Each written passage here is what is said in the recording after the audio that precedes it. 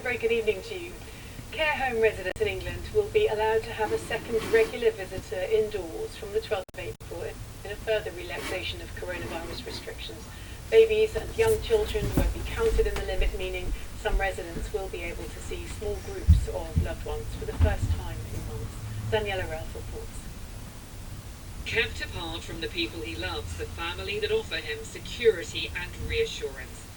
Alan Smith moved to a care home in Sussex, changed everything for him at the age of 91. But the updated guidance means his daughter and his son can now see him in person, as well as some newer members of the family. You don't have to do anything, it's just being together and just talking about old stuff all the time is really important to me, and it makes him more of a whole person. It's really become a shell where he's not had all this contact. So I'm really optimistic that he will actually get to meet his new great-granddaughter and be laughing and joking with him again. Hello, Mum. How are you? The anguish of care home residents began to ease last month with the gradual lifting of restrictions. Now more family members will be reunited, with residents allowed a second regular indoor visitor from the 12th of April. And children under the age of 2 will not be included in visitor numbers.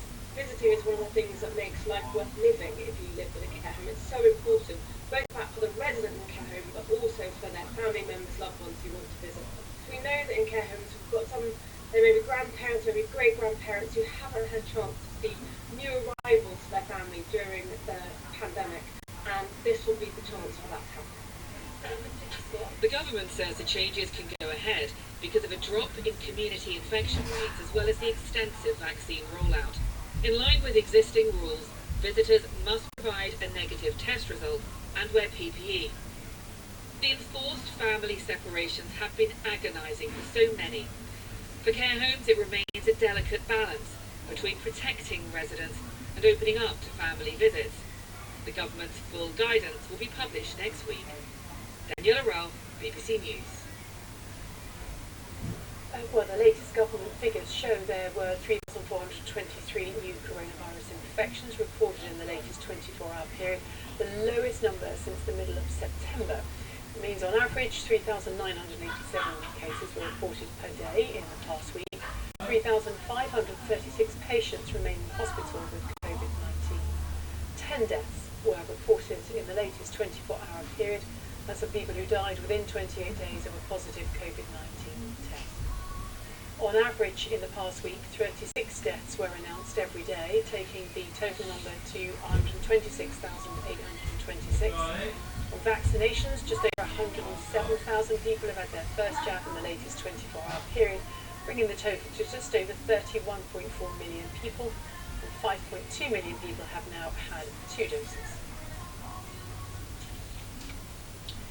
West Midlands Police have named the elderly woman who died yesterday after being attacked by 2 dogs who had entered her garden as Lucille Downer. She was 85 and has been arrested and released on bail in connection with the incident, the recovery reports. A mother, grandmother and great-grandmother. Lucille Downer's family paid tribute to her following the dog attack in which she died. Police say 2 dogs from a neighbouring property managed to get into the 85-year-old's garden in Rowley Regis. Neighbours raised the alarm, but she was found with multiple injuries. Our officers have attended, at which point the dogs had returned through a hole in the fence to the adjacent property, and then unfortunately, despite the best efforts of medical professionals and ourselves, that lady died at the scene. A man in his 40s has been arrested and held under inquiries. Police described the dogs as large and said they were tranquilised and seized so tests could be carried out to establish their breed. Lucille Downer's family say since arriving in the UK in her 20s from Jamaica, Rowley Regis has always been her home and that they'll miss her dearly. A post-mortem is being carried out determining the cause of Lucille's death. Anissa Frederick, BBC News. Demonstrations have been held across England and Wales against plans to increase police powers for regulating protests. Thousands of people marched in opposition to the government's police crime sentencing report bill, legislation that would make it easier for police to intervene in a protest if it was deemed too disruptive. 8 people have been arrested in connection with unrest in a loyalist area of Belfast last night. Police said 15 officers were injured after being targeted by a crowd throwing stones, fireworks and petrol bombs. Political leaders have called for calm after 4 successive nights of disturbances. The pandemic and the response to it has had a devastating impact on many young people's mental health and increased the demand for services that are already under pressure. Now, some of those affected from across the UK are teaming up, calling for more support and to have a say in how services are run in the future. Correspondent Sean Lloyd's been hearing from some of them.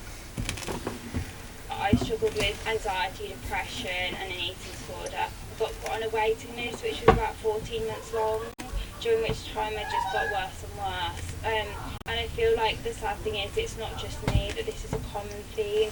Young people tend to only get help when they reach crisis point. Life has now changed for Lizzie. She's looking forward to graduating, but at times she felt let down by the mental health system and is campaigning for change.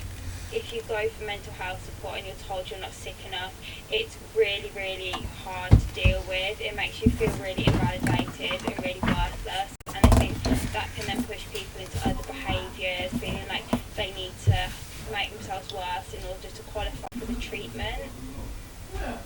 Organisations who support young people's well-being are seeing more asking for help than ever before.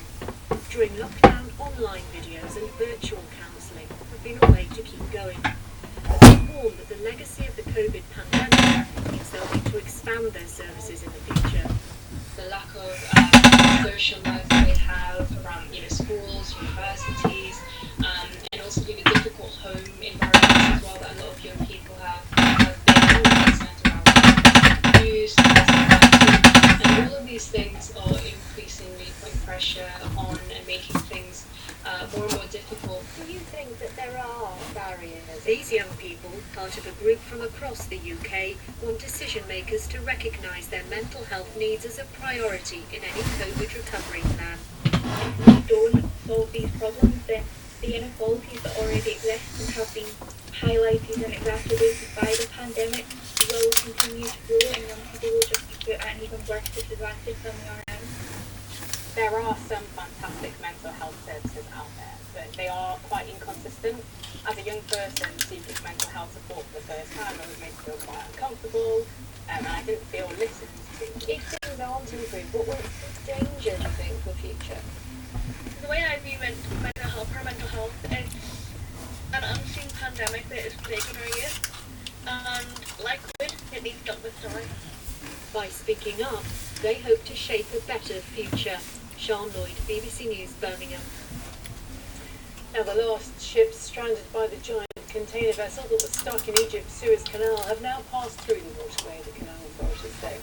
More than 400 vessels were left waiting at either end of the canal when the 400-metre-long Ever Given became wedged across it on 23rd of March.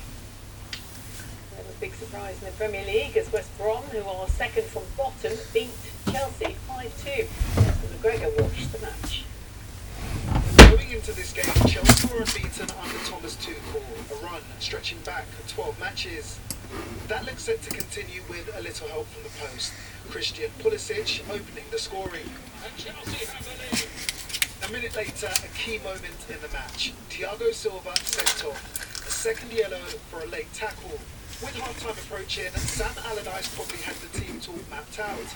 He'd need a new one, thanks to his striker, Mateus Pereira. The Brazilian scoring twice in first injury time. An astonishing turnaround here.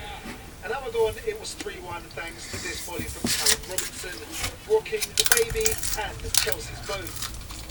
West Brom's football complete with flicks and tricks, fast past their lowly league position.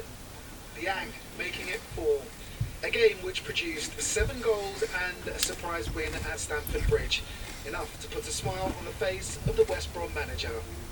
There it is, Nesta McGregor, BBC News.